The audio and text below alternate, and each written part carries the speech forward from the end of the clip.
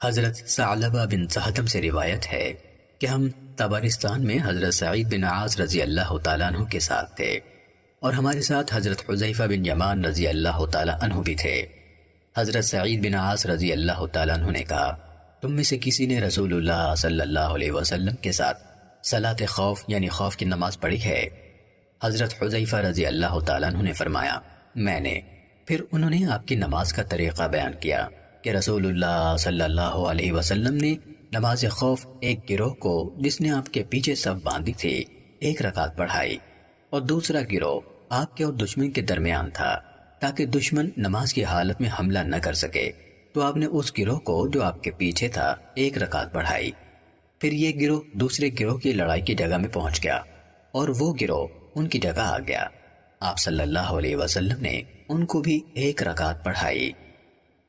سنن نسائی حدیث نمبر 1523۔